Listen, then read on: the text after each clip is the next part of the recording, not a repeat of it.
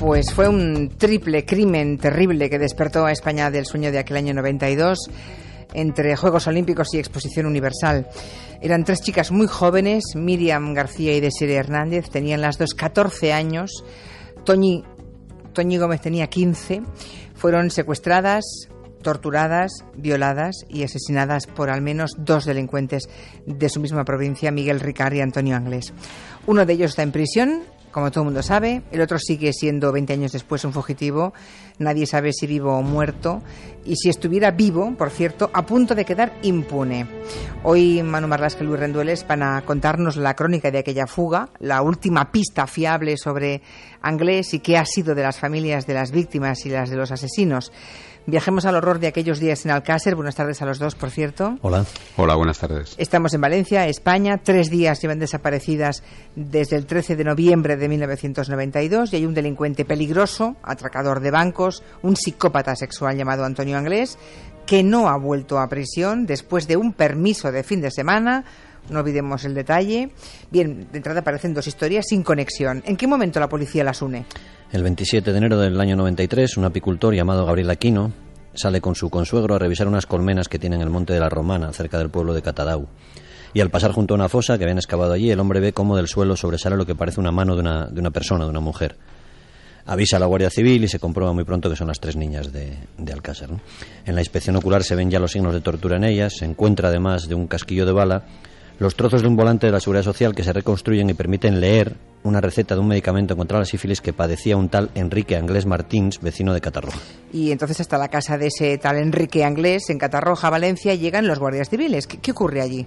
Bueno, pues allí está Enrique, el quinto de los 9 hijos de Neusa, que es una mujer que trabajaba en el matadero de aves de Catarroja.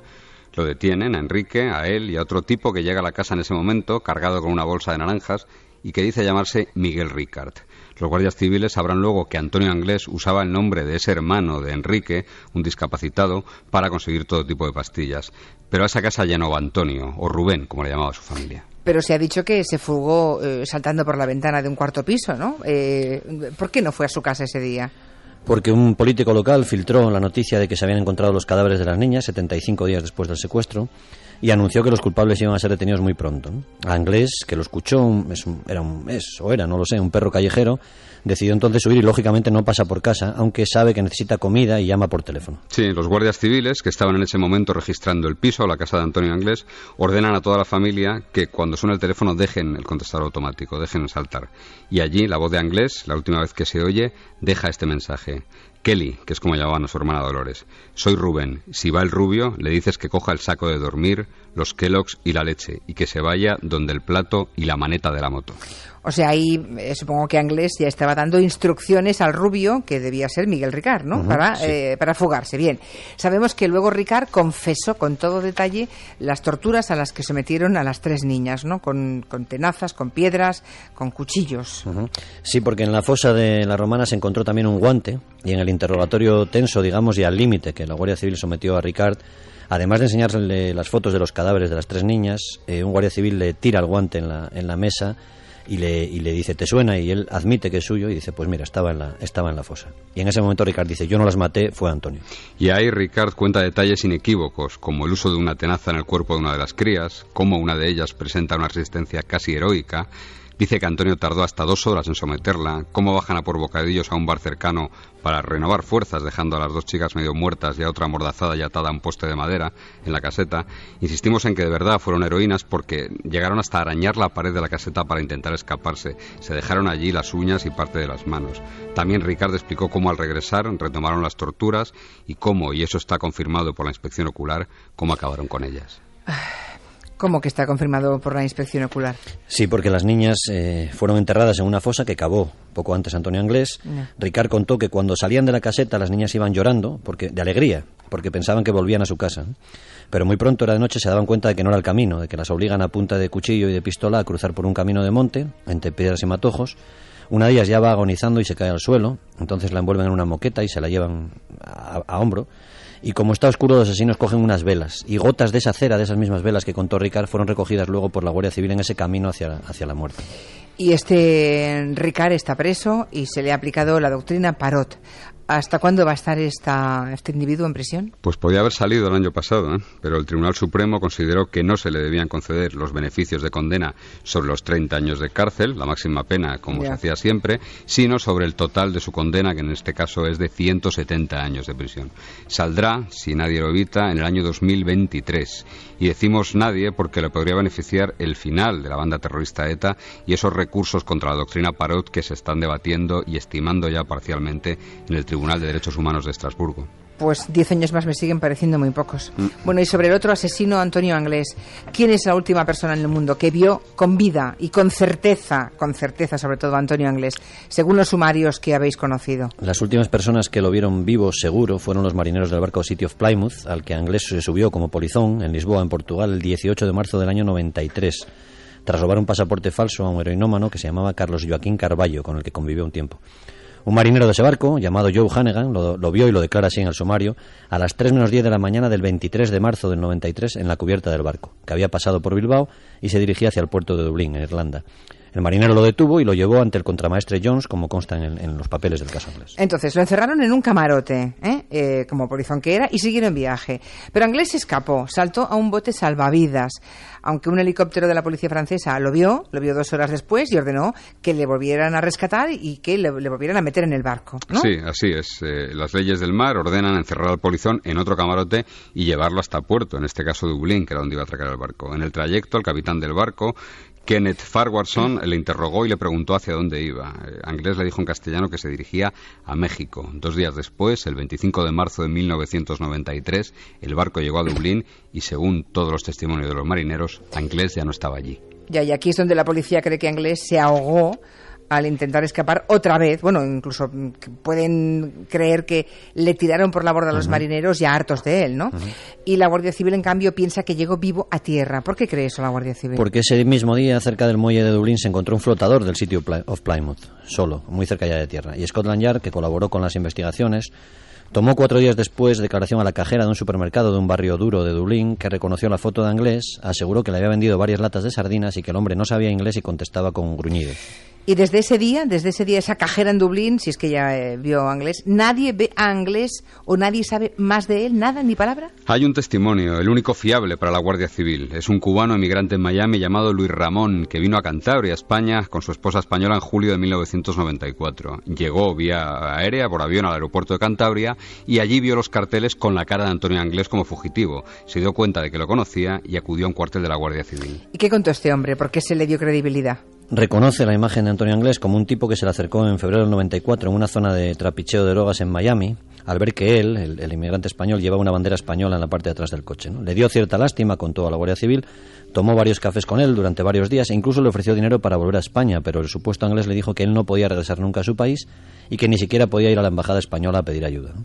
Le anunció que iba a irse a México o a Brasil, la madre de Anglés es brasileña, tienen familiares allí, y la Guardia Civil pasó todos estos datos en el año 94, insisto, a la DEA, la Policía Antidroga de Estados Unidos, que hizo un informe bastante rutinario y no encontró al misterioso español. Y desde entonces, nada. Bueno, nada o nada serio, no hay ninguna novedad, ¿no? No, la última intentona la hicieron agentes de la policía que visitaron hace un par de años a Ricard, al rubio, en prisión, pero no consiguieron nada. La pasada semana lo comentabais en el gabinete.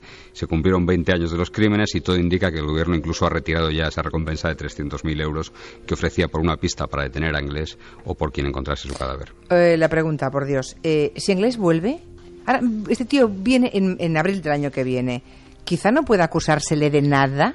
Pues muy posiblemente, ¿no? Si lo hiciera a partir de marzo, que es cuando se cumplen 20 años de su fuga y de la orden internacional de búsqueda y detención contra él, creemos nosotros que no, ¿no? Y suponemos que un tipo tan desalmado como era Anglés se llevaría bastantes más sorpresas si viera cómo han ido las cosas a su familia y a las de las 3 niñas, las víctimas, 20 años después, toda una vida, más de la que dejó vivir él a sus víctimas. Claro, hace 20 años y las crías tenían 14 y 15 años. Sí. Bueno, además de sus crímenes, Anglés dejó atrás cuando huyó a su madre. Dicen que la maltrataba, ¿no? Sí. Con frecuencia. También dejó a 8 hermanos.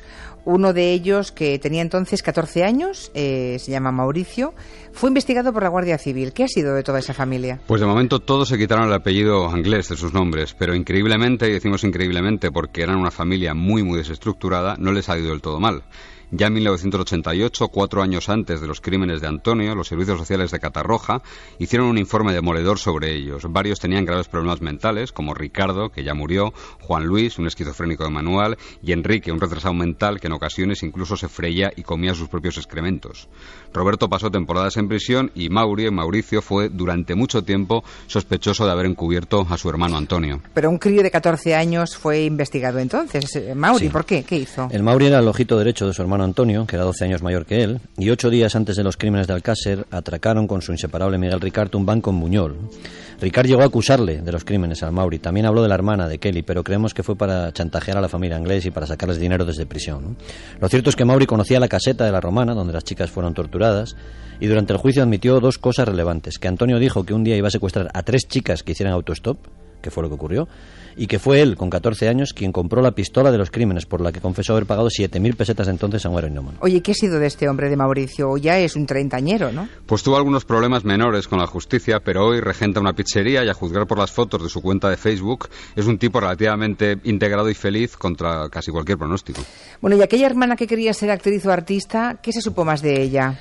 Kelly viajó a California, donde acudió, por ejemplo, a espectáculos de Pamela Anderson, que era su ídolo, y se puso el nombre artístico de Kelly Faces. Y en febrero de este año, de 2012, con ese nombre se sometió a un duro interrogatorio, esta vez el de Risto Mejide, en el programa Tú sí que vales, de Telecinco. ¿Has dicho qué coño es? Ni yo lo sé. Lo he montado en 2 semanas. He dicho, bueno, ¿por qué no? A mis 40 años, yo no me dedico a esto, no soy artista. Y digo, bueno, pues voy a montar algo y lo voy a presentar. Tú, según veo en tu ficha, ya has fracasado en varios ámbitos. Es decir, has fracasado como azafata, has fracasado como compradora y vendedora de moneda en el mercado de divisas, has fracasado en un casino en Las Vegas y ahora intentas fracasar también en el arte. Un consejo, de verdad, no hace falta. Eres una mujer que seguramente maravillosa y muy buena persona. No hace falta exponerse de esta manera, porque uno se expone a hacer el ridículo. Y yo hoy siento vergüenza ajena. Pues yo ahora, escuchando el testimonio de Risto Mejide en el programa Tú sí que vales, recuerdo perfectamente a esa joven. Bueno, joven, 40 años, tampoco es tan joven, ¿no? Sabemos ahora que es una parada más, ¿no? Imagino que en el programa no se dijo que era la hermana de Antonio Anglés. Yo, de hecho, estaba viéndolo y no lo oí tal cosa. Y bueno, ahí está. Bien. ¿Y la madre de Anglés aún sigue en aquel infierno de familia? Bueno, Neusa es ya una mujer de 72 años que cobra una pensión de casi 1.500 euros al mes. Me imagino que es sumando la suya, la de viudedad y la que recibe por su hijo Enrique. Y la mujer admite que ingresa unos 2.000 euros al mes y que sigue acudiendo al matadero de aves, donde trabajó durante casi 40 años. Se lleva apoyos y los reparte entre la familia, amigos y vecinos. Pero Neusa ha progresado bastante, también contra todo pronóstico. O sea, que ha mejorado de situación económica, ¿me estás diciendo? Parece que sí, que gracias a las ayudas legales que recibe del Estado, que nadie ve aquí conspiraciones, ha mejorado su situación. Ya no vive en aquel piso de Catarroja, sino en un coqueto chalet de 3 plantas en la localidad de Albal, muy cerca de allí, de Catarroja. Ella asegura que paga 3 hipotecas y en efecto tiene a su nombre en el registro de la propiedad varias casas y varias fincas. ¿Y las familias de las víctimas en estos 20 años, cómo les ha ido? Creo que bastante peor, ¿no? Todos tenemos de entrada en la memoria a uno de los padres de las 3 niñas, a Fernando García, el padre de Miriam. Sí, el mayor ejemplo de juguete roto, yo creo, fue el personaje más buscado en aquellos tiempos por todos los medios, y algunos acabaron usándolo y animándolo en unas absurdas teorías de la conspiración. Nosotros estuvimos con él algunas veces después de la tragedia. Nos pareció un hombre destrozado pero honrado, y a su alrededor lo que fueron anidando fueron buitres que lo exprimieron a fondo, y Fernando García, su mujer, falleció. Acabó siendo condenado a pagar más de 200.000 euros por injuriar al fiscal Enrique Beltrán y a varios guardias civiles, cantidades que, por cierto, tuvo que pagar la televisión autonómica Canal Nou. Pobre hombre, Fernando García montó una fundación, creo, y dedicó toda su vida a lo que él creía, él pobre creía que era la búsqueda de la verdad, ¿no? Sí, la verdad es que la fundación acabó muy mal, mucho dinero se perdió por ese sumidero. Nosotros estuvimos allí con él y nos explicó su teoría de las snuff movies grabadas por tipos muy poderosos con niñas, entre ellas sus hijas, ¿no? Recordamos que tenía un mapa de España y recortes de crías desaparecidas por todo el país, y para él todas habían sido secuestradas por la misma red. Le explicábamos que algunos de esos casos estaban resueltos, que uno de los asesinos, por ejemplo, era el novio de la chica y lo había confesado así, ¿no? Lo que pasa es que era inútil, él estaba absolutamente convencido y se fue quedando solo también por algunas actitudes incomprensibles. Sí, porque hizo algo que los otros padres, los de Toñi y los de Desiré, no podían respaldar de ninguna forma, ¿no? Lo más grave fue que su abogado, por orden suya, aseguró en el juicio que Ricard era inocente de los crímenes, ¿no? Recordemos que Ricard los confesó, llegó a decir que se acostó con una de las niñas porque ella había querido y que lo habían pasado muy bien los dos, ¿no? Ricard, que estaba casado y que tenía una hija, puso como cortada que estaba con su esposa, que también lo desmintió. Terrible que el padre de una niña que fue torturada hasta la muerte, que defienda a uno de los asesinos confesos, que eso sí, jaleado el pobre padre en ese proceso por periodistas y tertulianos que, en fin. ¿Y qué ha sido de él, de Fernando García? Bueno, puso una empresa de colchones, trabó cierta relación con la familia Anglés y la madre de Desi, que también quedó viuda, nunca compartió esas aventuras y logró que se condenara al Estado. Los padres de Toñi, que hoy son abuelos y viven jubilados y felices con sus nietos, también se fueron apartando de Fernando García. 20 años después, el horrendo crimen de Alcácer visto por nuestros cronistas. Gracias, Manu. Gracias, Luis. Gracias. Hasta luego, gracias. Perdón por los segundos de más. 17 noticias en Onda Cero.